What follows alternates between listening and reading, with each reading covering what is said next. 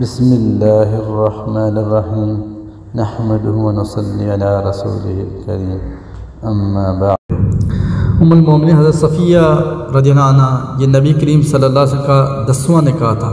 المومنین حضرت صفیہ رضی اللہ عنہ کو باپ اور ماں دونوں کی طرف سے سعادت حاصل ہے۔ باپ کا نام حی بن اخطب تھا جو قبیلہ بنو نصیر کا سردار تھا اور حضرت ہارون علیہ السلام کی نسل میں شمار ہوتا تھا، جس کا نام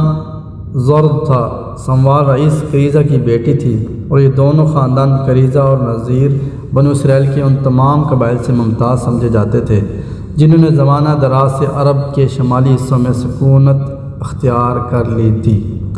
حضرت صفیہ رضی کی شادی پہلے سلام بن مشکم القرظی سے ہوئی۔ سلام بن مشکم قرظی نے طلاق دی تو کنانہ بن ابی حقیق کے نکاح میں آئی جو ابو رافع تاجر حجاز اور رئیس خیبر کا بھتیجا تھا۔ کنانہ جو ہے جنگ خیبر میں قتل ہوا اور حضرت صفیہ رضی کے باپ اور بھائی بھی گرفتار ہوئے اور قیدی بن کر آئے۔ جب جنگ خیبر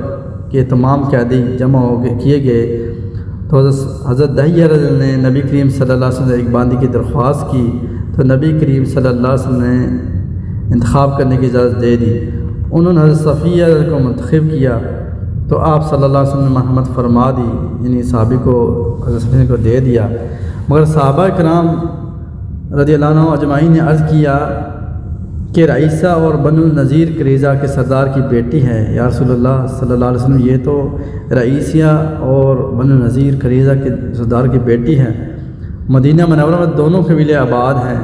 یہ بات بہت سے لوگوں کو پسند نہیں ہوگی۔ اگر آپ صلی اللہ علیہ وسلم خود اپنے نکاح میں لے لیں تو بہت سے لوگوں کی دلداری ہوگی، خوشی ہو جائے گی سب کو۔ پھر آپ صلی اللہ علیہ وسلم نے حضرت دحیہ کو خاطر خواہ عوض دے کر ان سے لے کر آزاد فرمایا، یعنی آپ صلی اللہ علیہ وسلم نے، کیونکہ یہ ان جو قیدی آتے تھے صاحب اس کے حصے میں آگے تھی، پھر آپ صلی اللہ علیہ وسلم نے اسے ویسے بھی کیا کہ لے سکتے مگر آپ صلی اللہ علیہ وسلم نے اس کا ہدیہ دیا تو حضرت دحیہ رضی اللہ عنہ نے اس کو آزاد کیا۔ پھر آپ صلی اللہ علیہ وسلم نے حضرت صفیہ رضی اللہ عنہ کو اختیار دے دیا تھا کہ اگر تم چاہو تو اپنی قوم اپنے ملک میں رہنا چاہو تو چلی جاؤ، اگر تم اب آزاد ہو، اگر تم ایسا نکاح میں رہنا چاہو تو رہ سکتی ہو۔ حضرت صفیہ رضی اللہ عنہ نے عرض کیا، یا رسول اللہ صلی اللہ علیہ وسلم، جب میں شرک کی حالت میں تھی تو آپ صلی اللہ علیہ وسلم کی تمنا کرتی تھی، اب میں مسلمان ہو گئی ہوں تو اب کیسے جا سکتی ہوں؟ حضرت صفیہ نے بتایا کہ ایک بار میں نے خواب دیکھا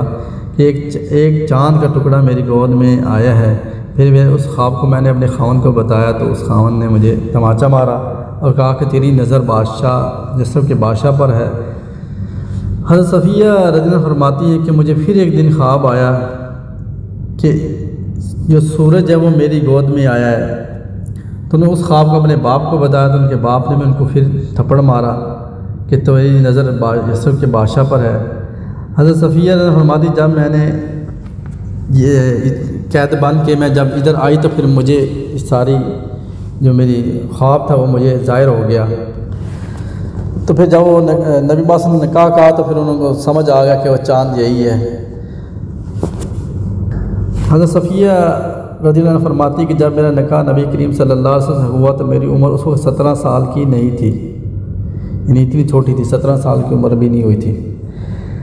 رمضان مبارک کے مہینے 50 ہجری میں صحیح قول کے موافق آپ کا انتقال ہوا اور 60 برس کی عمر پائی۔